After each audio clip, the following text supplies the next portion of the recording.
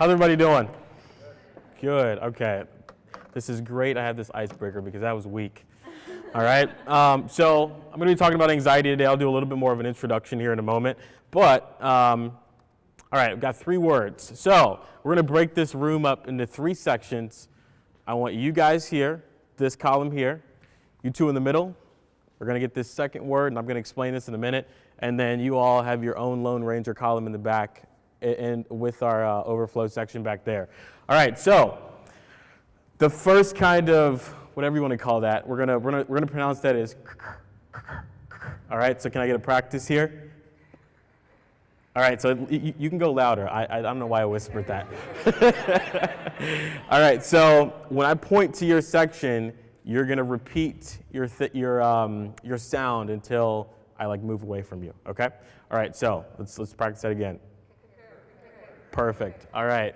Now we're going to do the R like. All right. We can be louder than that. There's like 2 rows here. All right. Let's do that again. Okay. I'll go with that for now. All right. And then we need a really satisfied just All right. So.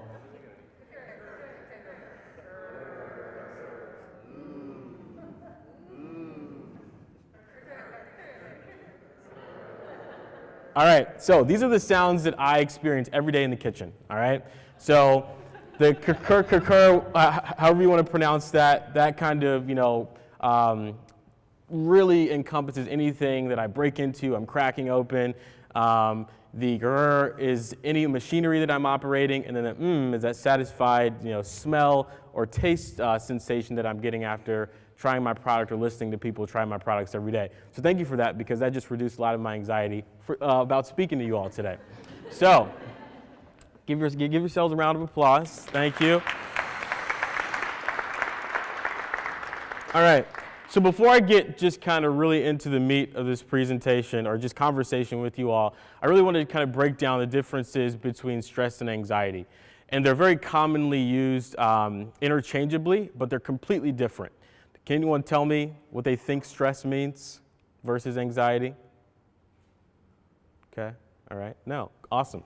So stress is really your body's just natural response to danger.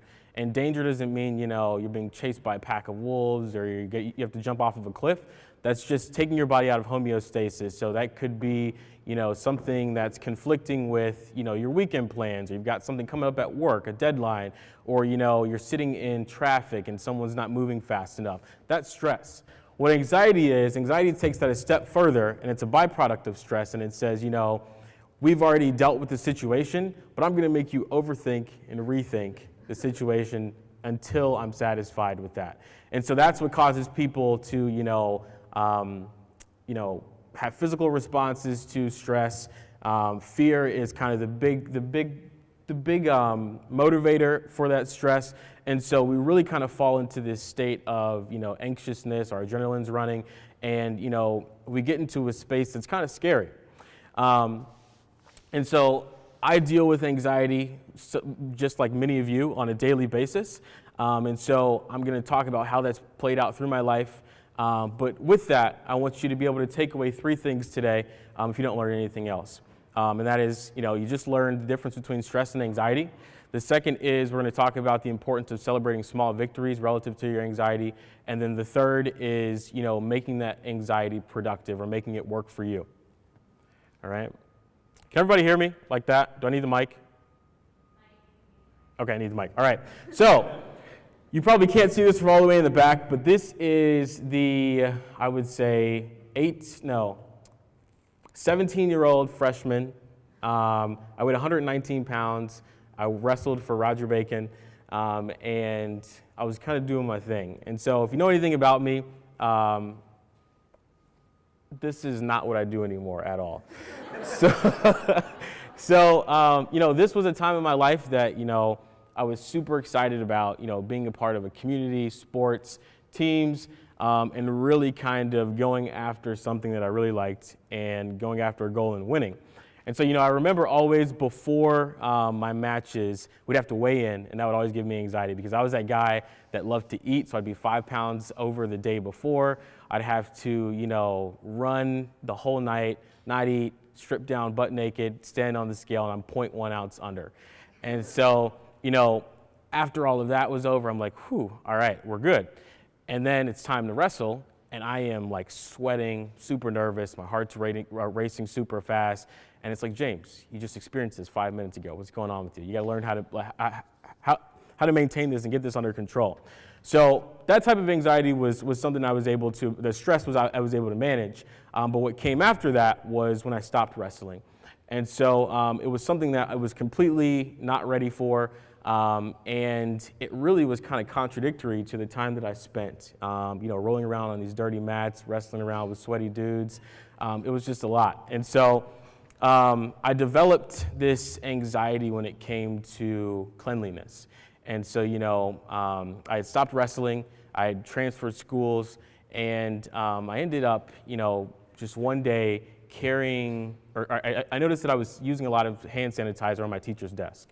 And it went from my teacher's desk to having some in my locker, and then having some, from my locker into my backpack, and then my backpack to my left pocket, only my left pocket. No one could touch that pocket, and it had to be sanitized coming in and out of the pocket.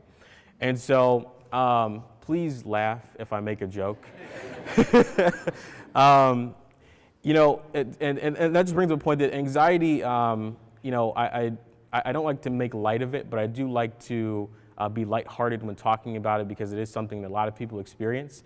And if you can add a little bit of hope and lightheartedness to that, it makes it so much easier to navigate that process. So please laugh.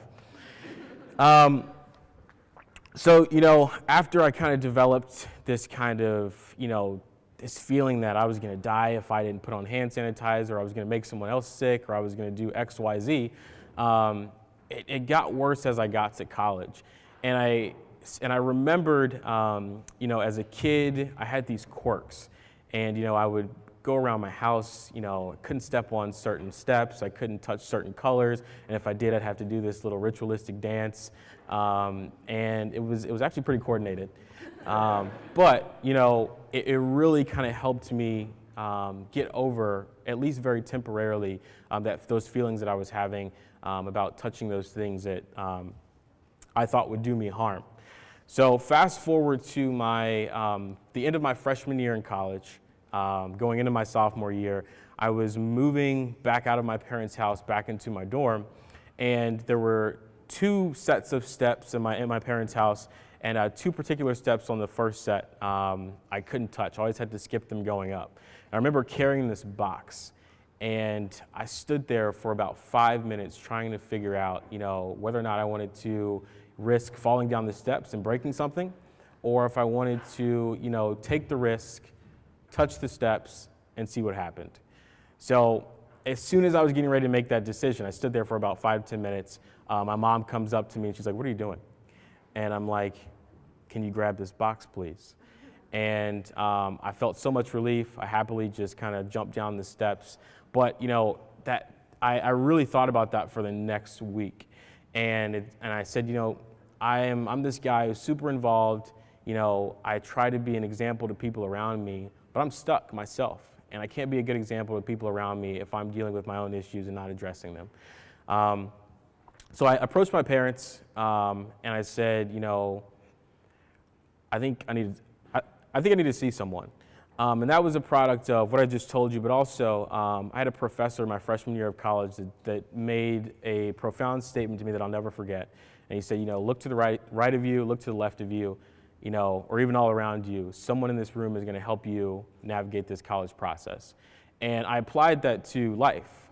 And you look around, even people in this room, you might meet someone today that's going to make an impact on you more than you realize, or people that are already here today. And those are going to be some of the people that help you navigate these tough situations in life. You can get through life, begrudgingly, hard, and in a struggle if you'd like, but there's no reason for that. And when you do that, that leaves no opportunity for growth. And so with that in mind, I went to my parents and said, hey, I think I need to see someone. And my dad had no idea what I was talking about. My mom, she was like, well, I guess I could kind of see what you're talking about. My mom was the lady who carried around a portable toilet seat for me when I was a kid. So everywhere I went, I had this little plastic yellow seat that I sat on. And still to this day, even in my own house, I sit on toilet paper. So it's definitely been kind of ingrained in my everyday behavior. But my parents said, cool, we'll go see someone. And over a course of 5 different therapists, I found someone who I thought was a fit, but it didn't work out. So the first one had no experience with individuals with anxiety disorders, so we didn't click. Second one didn't click. It's almost like speed dating, but for your psychiatrist. And the third one turned out to be a great fit, but she retired 2 weeks after after taking me on. So she gave me to her colleague, who was an anxiety specialist, and her colleague admitted, 2 months into the process that she was a little spread too thin, and that she couldn't continue to provide care for me. And so they referred me over to Children's Hospital.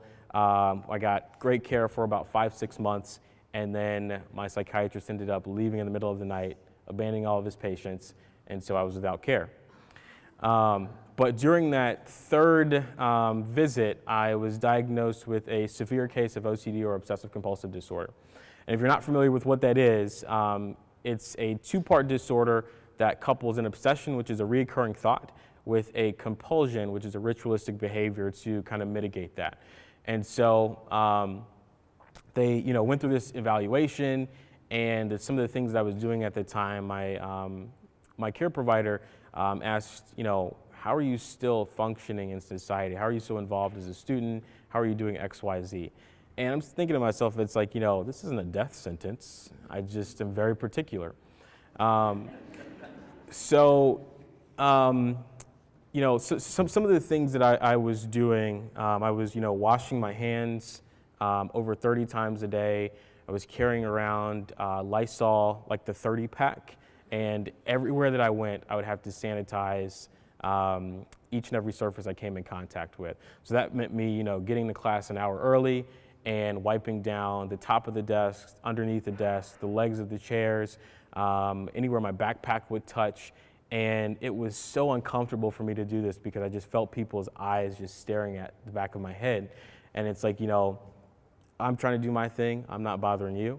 So let me do that. And, sometimes it got to the point where I was a distraction to class. And so I ended up just leaving because some of my triggers would just be too much for me to handle. So, I had that. So the contamination disorder, or contamination fears, I was cleaning my apartment, a bathroom, my bedroom, and a kitchen 6 to 8 hours a day, and just going over and over again.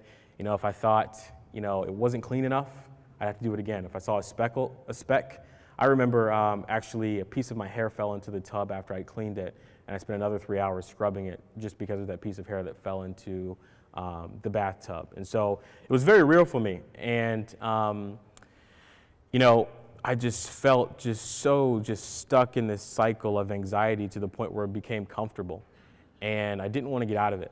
And so they put me on medication, went through exposure therapy and breathing treatments. And, it worked. It definitely helped me. But it really wasn't productive in my mind from the standpoint of what I was able to do before. And so, I was still waking up in the middle of the night, having these dreams and causing me to perform my rituals. And one particular one, as an example, was that, I have a in conjunction with the contamination fears, I had a big counting issue as well. And so, before I would be able to come in and really talk to you guys, I'd have to count all of the stairs going up the steps. Is that right? But before I could concentrate, or a big thing was gum spots on the ground. That was something that was one of my biggest triggers. And so if I stepped on one or near one, I had to kind of do this kind of scraping motion with my foot 10 times. And if I stepped on one, I'd have to do it 100 times. And so I remember dreaming very vividly that I stepped in 8 gum spots, had to get up out of my bed in the middle of the night and scrape my feet 800 times on the ground. And so, then I'd be worked up, couldn't get back to sleep, and my day would just be ruined going forward. So, the last therapist I had, I'm very grateful for, because he really got me out of my comfort zone. And, I think for a lot of us who experience anxiety, we're very comfortable there. And it's like, why in the world, this sucks, but at least I know what to expect. And so why in the world would I, deviate from that when, I've got this routine? And it was very hard for me to move out of that headspace. But when I had to kind of fend for myself, and I no longer had those therapists to rely on, I had to find something that, put me in my happy place, put me in a space of control and a space that held me accountable, and gave me something else to do with that energy that was just, I was interpreting as negative through anxiety. So I was sitting, I remember sitting on the edge of my bed and thinking, I want some cake. And I remember, that in the beginning of all this, my biggest desire to make pastries was because I like to eat them. But I really didn't understand the therapeutic effect that it would have until a little bit later. So my first introduction to baking was through my grandmother. My brothers and I used to go to camp during the summer, and the days that we weren't there, we'd spend over our grandparents' house because my parents worked. And she was the kind of lady that, never worked a day in her life outside of the house, but I had 6 kids growing up. My grandpa worked 3 jobs, but she would spend all day cooking and baking from scratch for all the kids to come home. And even after all the kids got older and they left and had their grandkids, she would still do that for my grandpa, because he just kind of expected a nice, home-cooked meal when he came home. And so, she grabbed us off of the couch and said, "No more TV today. We're going to the kitchen." We're like, what is this? And she says, "You're going to help me make cornbread." And I remember, I don't know, I just kind of had like a super nerd moment. When she pulled out the cornmeal, the flour, the baking soda. I remember asking her what buttermilk was. I'm like, why are we ingesting spoiled milk? And it's really not spoiled. It's really just acid added to the milk to help give it a little bit more volume and texture and taste. Anyway, so I'm just geeking out in the kitchen, and I'm like, why did I not discover this before? And one of the cool things about that experience is that I don't think I've ever could have been handed a list of options and said baking was something that would really put me in a happy place. But I think that's one of the beautiful things about going through this journey with anxiety, is that you learn so many things about yourself, and as you learn, you grow, and you really just look back and see how much progress you've made. And so I started baking. I had this obsession to be a pastry chef in high school, and then that changed when I was diagnosed with migraines and then the whole OCD thing, and so I wanted to be a neurosurgeon. So I graduated from UC with a degree in neurobiology and Spanish, and I decided that I wasn't going to go to medical school, but I had to write this 3-page plan to tell my parents that I was going to stay in healthcare, wink, wink, and pursue and just go more in the administrative route. And then by the time I got to my senior year in college, I decided that was I was really trying to appease other people around me and not do what I wanted and what would make me happy. Because truly, when I'm in the kitchen and when I'm baking, it's this perfect combination of science and creativity. And so, I know that if I put in A and B, I'm always going to get C out, but there's always a little bit of wiggle room for me to be able to put creativity that is James into my product. And so I get to share that with people who indulge, and I really like to create this emotional experience around what people put in their mouths. And so I did that, told my parents. They weren't thrilled, but they were like, sorry for anybody in here that's in this industry. At least it's not communications. And they, they had this expectation that I was going to be the first doctor in the family. And so, that for me created a feelings of anxiety again. And so I had to kind of revert back to the treatment that I had learned. Breathing is very important. So I'm very thankful for that kind of meditative moment this morning because, for someone who's super type A like me, I often forget to take 5 seconds to breathe. And it makes a world of difference when I'm in the middle of chaos. So I just lost my train of thought. What was it? You started your business. Yes. Okay. So thank you. So I started my business when I was in college, and it was a product of this kind of OCD thing, and then also we got some inspiration from the show Two Broke Girls. And if you've ever seen that show, the two protagonists their names are Max and Caroline, and Max is the super crude, baker, jokey, that's me. And my best friend was Caroline, super business savvy, kind of a little more reserved, but we decided to call the company OCD Cakes. And then it had no meaning. It was at the peak of the cupcake boom, and we were like, we're gonna make cupcakes, because cupcakes are easy. And we both like to eat cupcakes. And so, after doing a little bit more research and finally deciding this is something that I wanted to do as a career, I had to get serious. I had to figure out what my differentiating factor was. And so I, while I was in college, signed up for the the Artworks Co-Starters program. And if you're not familiar with that, it's a 9-week business development course to kind of help creative entrepreneurs and people aspiring to be entrepreneurs to, work on that business foundation, get some things in place that really would set you up for success, because a lot of creatives, we focus on our work more than, making money. And so that's where kind of the starving artist idea comes from. And that's not something I want to be. I like nice things. So, I had to figure out how my passion was going to generate income, but also how I was going to be able, how was I going to be able to sustain the living, but also sustain this footprint in the community that I wanted to have, but didn't know that I wanted to have. And so during the program, I was able to develop my why for my business, and that was, in conjunction with these awesome treats, OCD Cakes would exist to take a bite out of the stigma surrounding mental health through cake. And I use cake because cake is a simple staple that we can all rally around, that we can enjoy.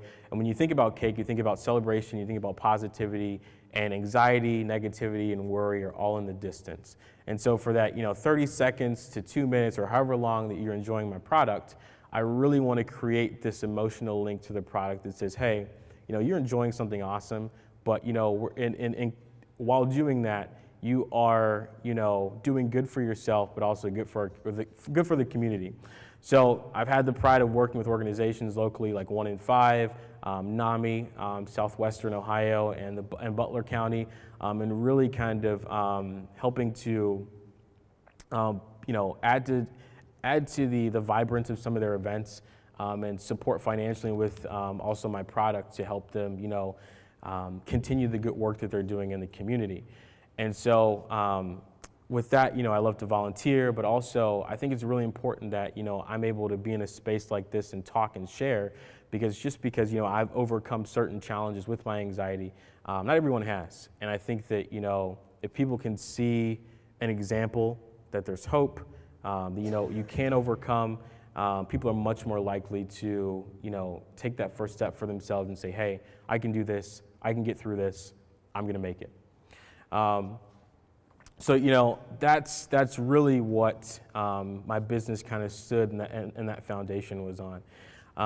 And so for me, I was able to take that worry, that anxiety, that fear, and channel that into energy that I put into the kitchen and generate these products. And so when I talk to people, they come up to me, you're like, how are you so positive all the time? It's like, well, you see me 9 to 5. That's why I'm positive. But sometimes it's very difficult for me to, want to get out of bed or want to get up and talk to people. And, I have to take it a step at a time. And I really tell people all the time that, I really relish with this theme here, and that is to celebrate the little stuff. And so the little stuff may be, if you've got, anxiety, talking to people, maybe that's going with a friend who is a lot more social and having them introduce you versus staying home at all. Or, you've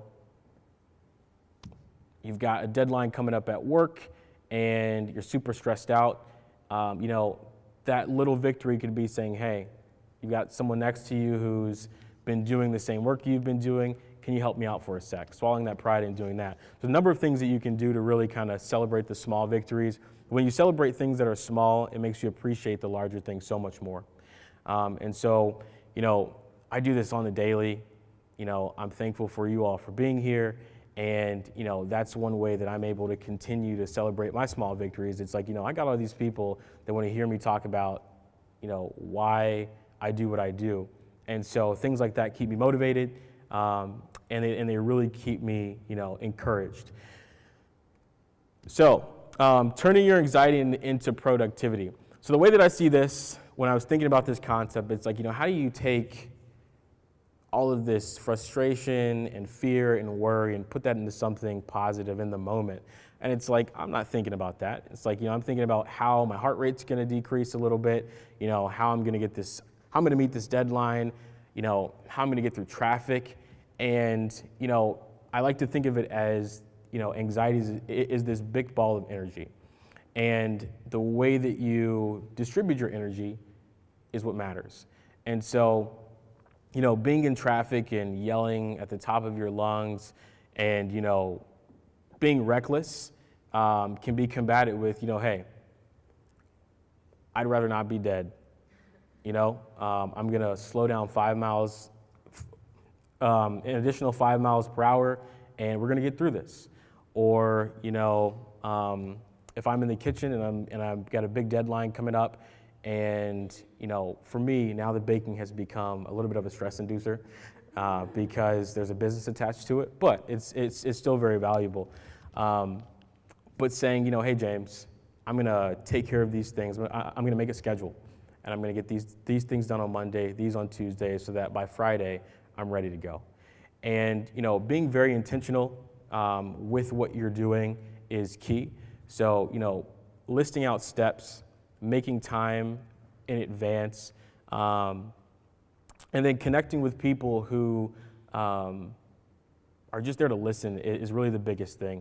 I found that, people ask me all the time, like, how can I help you? How can I do X, Y, Z? It's like, just listen to me.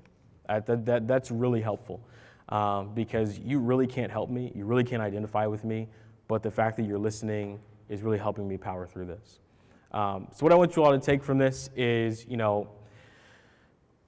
anxiety is something that's always going to exist. But, we as humans, we have this history of overcoming. We have this wonderful ability to connect as people, rally around each other, and do a lot of good. And so with that, you got this. Thank you. Yeah.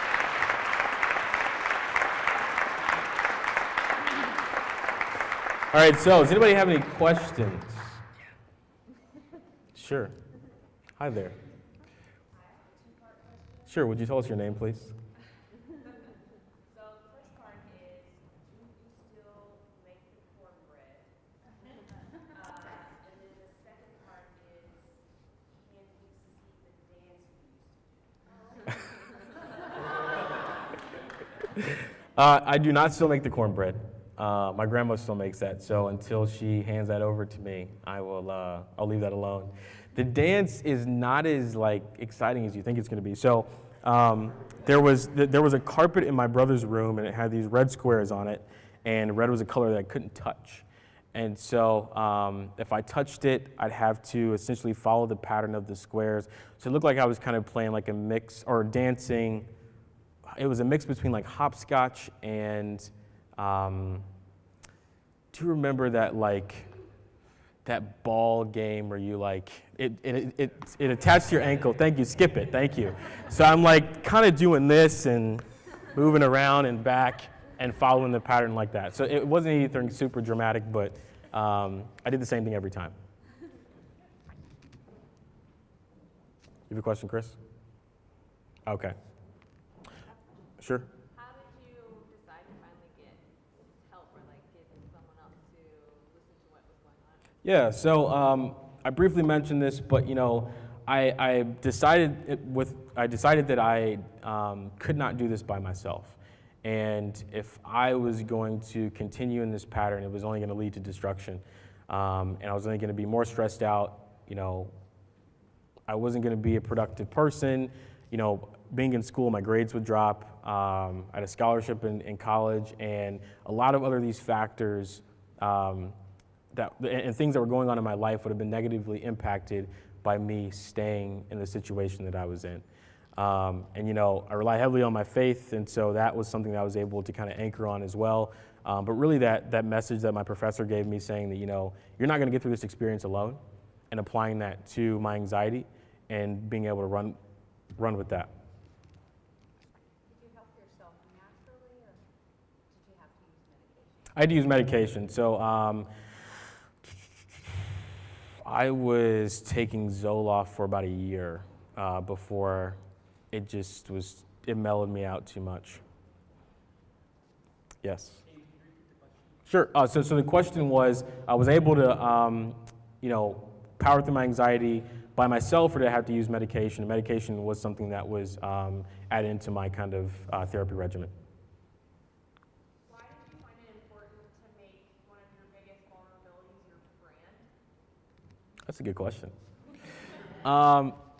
So the question was, why did I make it important to, say it again. Why was it important to make one of your biggest vulnerabilities your brand? Okay, why was it important to make one of my biggest vulnerabilities my brand? I think people really relish with something when they see it's authentic. And I am someone who really, really, really is passionate about community. And, and community in the sense that, when people are around me, I want everybody else to feel better than me. And so if sometimes I'm at the bottom of that list trying to get people to be empowered or feel like they matter or they belong, sometimes I have to be vulnerable. And in this case, it worked that way. And I was really just disturbed by how prevalent mental health and mental illness is in our country. It's more common than diabetes and heart disease, but it is dismissed so much more quickly because it's something you can't see. Did you struggle with seeing how much of you was you and how much was the disorder? Or do you feel at peace with that it's all you? Yeah, so I would say for a long time, it was definitely my disorder. My disorder was fueling what I was doing with my business. I mean, I'd be spending 3 hours icing and re-icing a cake that I was charging $25 for. And so, wasn't making any money.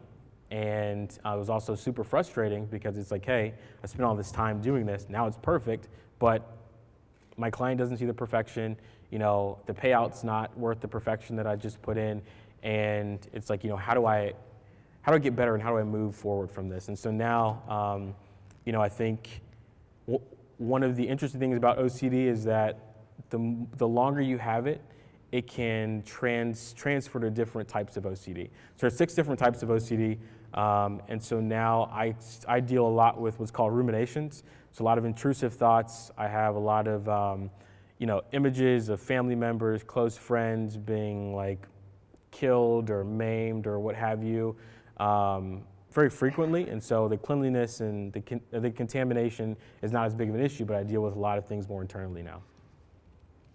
Yes. How did you take the leap to do the exposure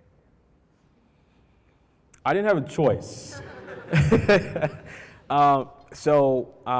By signing up for therapy, I kind of gave away my rights to not participate. But my therapist, he said, you know, we're going to start small. I want you to make a list of the things that are your biggest triggers. And so even if you do this at home, making a list is super helpful because you can identify what's a 10 for you and what's a 1. And you start at that 1, slowly work your way up, and then you say, hey, that's good for today. And then again, you try to climb up the list. If you don't do it, try again. And so I felt that was really helpful. So one of the biggest triggers for me was people coughing. That was like a 10. Like I don't want to hear the sound. Like flu season during school was madness for me. I would hear 3 coughs and be out. I'd pack up my stuff and I'd leave. And now, you know, I can be in a room with coughing people. I can go to a hospital. And so that was very productive for me. Do you have a question? Yes. Yeah. So I was kind of along with that question, but what was like the most effective treatment strategy or intervention for you, like besides the scaling? Like what helped you get through like those scaling moments? Breathing.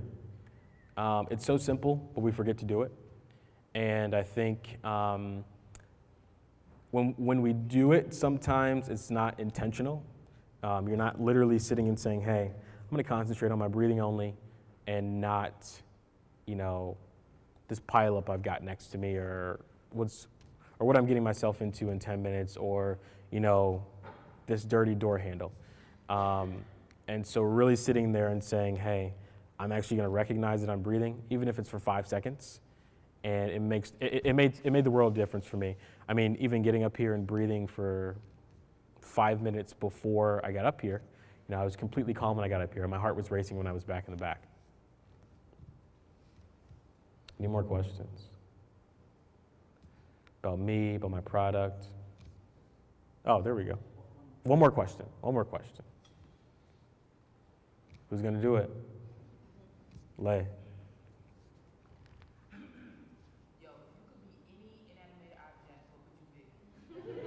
Ooh. If I could be any inanimate object, what would I be?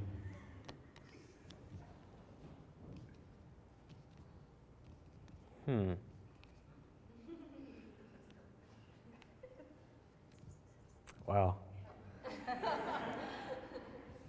You know, just because it's popped in my head first, and this is not necessarily it, but just for the situation, I'd be a Mr. Clean Magic Eraser. A Mr. Clean Magic Eraser. Because everybody loves them, they get the job done, and it's got like 100% satisfaction guarantee. Thank you.